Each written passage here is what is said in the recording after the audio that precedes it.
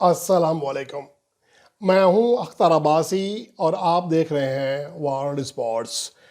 मुझे कोई ज़रूरी काम से गांव आना पड़ा। एक तो मेरी नानी जान का इंतकाल हो गया था और उसके अलावा यहाँ पर एक दो और तकरीबात भी थी जिसकी वजह से मुझे आना पड़ा। और कल मैंने कोई वीडियो अपलोड नहीं की है और कल दो मैचेस के लिए गए थे, तो इसके हवाले से कुछ अपडेट्स जो हैं वो आपके साथ शेयर करना चाह रहा हूँ। सबसे अलावा जो अहम चीज़ है वो है कराची किंग्स के हवाले से।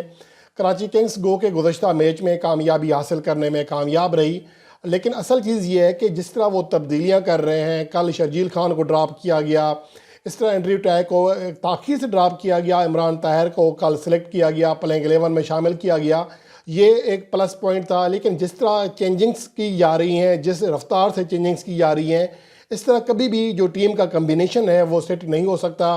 इसके हवाले से मैंने पहले कहा था कि 4 मैचों में एक कामयाबी, और वो भी कामयाबी पहली कामयाबी हासिल ज़रूर की है, लेकिन जिस तरह जिस चेंजिंग से जिस रफ्तार से चेंजिंग्स की जा रही हैं उससे जो एतमाद है टीम का, जो प्लेयर्स का एतमाद है वो ख़राब होता है और कम्बिनेशन नहीं बनता। और असल चीज़ ये है कि जो जो फतवात हासिल करना होती हैं, बड़ा इवेंट जीतना होता है, तो उसके लिए जो कम्बिनेशंस होते हैं वो बहुत ज़्यादा मैटर करते हैं।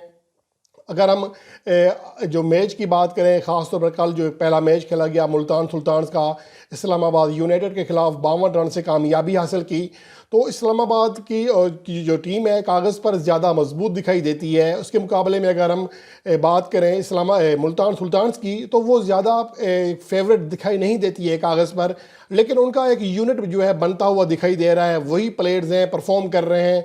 गो के टॉप ऑर्डर में शान मसूद नाकाम हो रहे हैं, लेकिन इसके बावजूद उनका जो कम्बिनेशन है वो सेट होता जा रहा है। और ये चीज़ किसी भी टीम की फतवात हासिल कराने के लिए बहुत ज़्यादा मैटर करती है, और यही वजह है कि मुल्तान सुल्तान एक बार फिर पॉइंट्स टेबल पर टॉप पोजीशन पर मौजूद है। गुज़श्ता एडिशन में भी यही था, उससे पिछले एडिशन में भी यही था, और जो आखिरी दो इवेंट्स खेले गए हैं दोनों को फाइनल में पहुंची है, एक बार चैंपियन बनी है, एक बार रनर अप बनी है।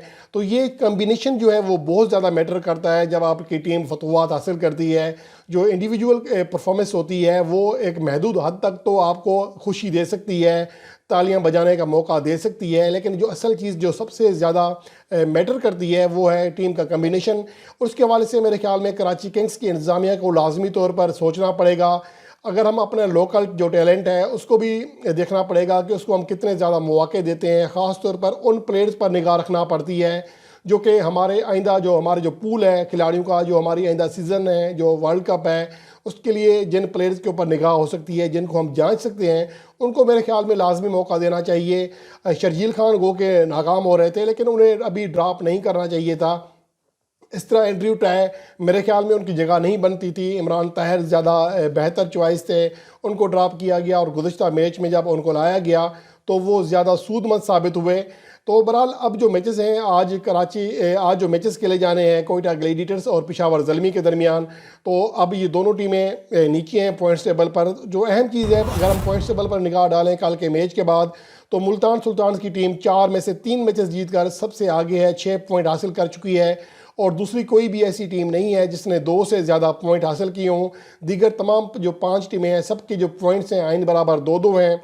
यहाँ पर लाहौर कराची किंग्स ने सबसे ज़्यादा 4 मैचेस खेले हैं इनमें, और 1 जीता है, 3 में शिकस्त खाई है। दीगर तमाम टीमों की जो कारकर्दगी है वो आइन बराबर है, 2 मैचेस खेले हैं, 1-1 जीता, 1-1 हारा है, लेकिन जो नेट रन रेट है उसकी बुनियाद पर लाहौर कलंदर सबसे नीचे मौजूद है।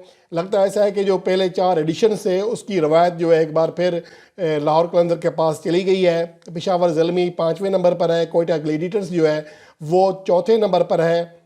तो आज का जो मैच है, इनकी जो पोजीशन है उनके हवाले से बहुत ज़्यादा क्रूशियल होगा। जो टीम मैच जीतेगी वो कराची किंग्स से अपनी जो दूसरी पोजीशन है वो छीनने में कामयाब हो जाएगी। तो ये चीज़ें हैं। तो उसके अलावा अगर मुल्तान सुल्तान की यहाँ बात करें जो कल का मैच खेली है, उसके प्लेयर्स जो है पॉइंट्स टेबल पर, बैटिंग टेबल पर या बॉलिंग चार्ट पर देखें तो टॉप पोजीशन पर मौजूद हैं। अगर हम बैटिंग चार्ट की बात करें तो रिजवान सबसे आगे मौजूद हैं, 219 रन बना चुके हैं। कोई और खिलाड़ी इतनी ज़्यादा तसलसल के साथ कारकर्दगी नहीं दिखा सका।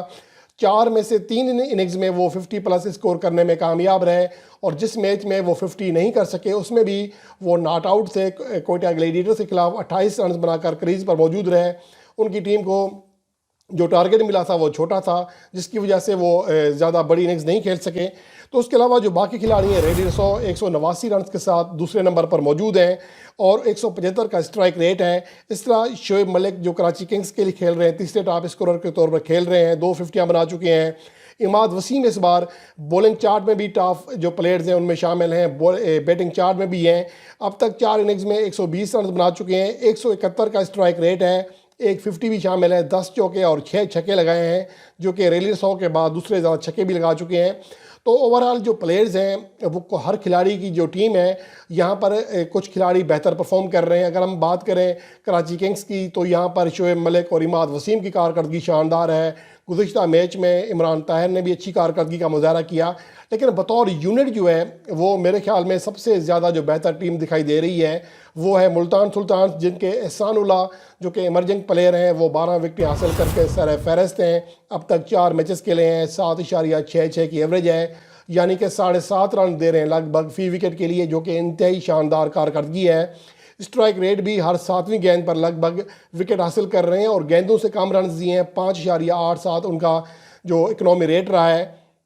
इसके अलावा अब्बास अफरीदी 8 विकेट हासिल करके दूसरे नंबर पर हैं। उसामा मीर वो भी 8 विकेट हासिल कर चुके हैं। तो मुल्तान सुल्तान के जो प्लेयर्स हैं वो बैटिंग चार्ट हो या बॉलिंग चार्ट हो वो वहाँ पर नुमायाँ हैं। इसके अलावा आमिर यामीन जो कि 2 मैचेस के लिए हैं, 5 विकेट हासिल करने में कामयाब रहे हैं, 11 की एवरेज है। उनकी कारकर्दगी भी शानदार है बॉलिंग में और उनको शुरू के मैचेस में ड्रॉप किया गया था। इमाद वसीम 4 मैचों में 5 विकेट हासिल कर चुके हैं, 6.66 उनका जो इकनॉमी रेट है, जो कि उसामा मीर के बाद मेरे ख्याल में जो टॉप बॉलर्स हैं उनमें सेकंड बेस्ट है। तो यहाँ पर इस बार उसामा मीर भी मेरे ख्याल में ख़ुद को नुमायाँ तौर पर मनवाने में कामयाब हो रहे हैं। अब तक उनकी कारकर्दगी शानदार रही है। तो पाकिस्तान सुपर लीग का जो ये सीज़न है मेरे ख्याल में ये भी कई पाकिस्तान को टॉप प्लेयर्स देगा, जिनमें कम से कम 2 प्लेयर ऐसे हैं जिनके ऊपर निगाहें हैं। सैम अयूब जो कि ओपनिंग कर रहे हैं, बहुत अच्छे फॉर्म में हैं। अगर वो ख़ुद को नुमायाँ करने में कामयाब हो गए तो मेरे ख्याल में इस बार उनकी जो पाकिस्तान टीम में कॉल है वो उनको हो सकती है। गुज़िश्ता नेशनल T20 कप में भी उनकी कारकर्दगी शानदार रही थी, पाकिस्तान वनडे कप में भी वो शानदार कारकर्दगी दिखाने में कामयाब रहे और अब वो पाकिस्तान सुपर लीग खेल रहे हैं। ये वो प्लेटफॉर्म है जो कि आपके लिए पाकिस्तान में जो पाकिस्तान टीम में जगह बनाने का नेक्स्ट स्टेप होता है उसको आप कह सकते हैं। इसलिए मेरे ख्याल में उनको यहाँ पर भी एक अच्छा मौका मिल सकता है। यहाँ पर अगर कारकर्दगी दिखा दें तो फिर उनके लिए भी आवाज़ें उठेंगी। बहुत ही स्टाइलिश प्लेयर हैं, लेकिन उनको फ़िलहाल क्रीज़ पर क़याम करने का जो हुनर है वो भी साथ साथ सीखना होगा। इस तरह मोहम्मद हारिस भी उनके लिए भी एक जहर मिजाज खिलाड़ी हैं। तो ये पाकिस्तान के कुछ ऐसे खिलाड़ी हैं। बॉलिंग में एहसानुल्लाह हैं जो एमर्जिंग प्लेयर हैं, टॉप विकेट टेकर हैं, और इसके अलावा उसामा मीर हैं, वो ख़ुद को मनवा सकते हैं। जबकि इमाद वसीम और मोहम्मद नवाज़ के दरमियान जो कारकर्दगी का कंपैरिजन करना है वो भी मेरे ख्याल में बहुत ज़्यादा मैटर करेगा। इमाद वसीम जिस तरह बैटिंग में और बॉलिंग में कारकर्दगी दिखा रहे हैं तो लगता ऐसा है कि सिलेक्टर्स बहुत ही जल्द उन्हें पाकिस्तान टीम में कॉल करेंगे। और अगर उनकी कारकर्दगी में तसलसल जो कि अब तक देखा गया है, गो के 2 मैचों में बैटिंग में वो नाकाम रहे, लेकिन ओवरऑल वो बैटिंग में या बॉलिंग में कहीं एक जगह अपना किरदार अदा कर रहे हैं। अगर वो इस तरह चलते रहे तो मेरे ख्याल में न्यूजीलैंड के ख़िलाफ़ जो होम सीरीज़ है उसमें मोहम्मद नवाज़ के बजाय उन्हें सेलेक्ट किया जा सकता है। तो इसके अलावा जो और कुछ ऐसे प्लेयर्स हैं, शादाब खान, अब तक वो मेरे ख्याल में उस तरह का खेल पेश नहीं कर सके हैं जिस तरह का उनसे उम्मीद की जा सकती है या वो जिस क्लास के प्लेयर हैं। तो बहरहाल अभी टूर्नामेंट आगे बहुत चलना है। उम्मीद है कि हमारे बहुत सारे खिलाड़ी परफॉर्म करने में कामयाब रहेंगे और कुछ ही दिनों में बाद में 2 दिन के बाद इंशाल्लाह पहुंच जाऊंगा दोबारा लाहौर वापस। तो उसके बाद रूटीन की जो लाइव स्ट्रीमिंग है या ज़्यादा वीडियोज़ हैं वो आपके लिए अपडेट किया करेंगे। बहरहाल पाकिस्तान सुपर लीग के हवाले से जो अपडेट्स होंगी वो किसी हद तक मैं यहाँ से भी कम होंगी, लेकिन यहाँ से मैं अपडेट कर दिया करूँगा।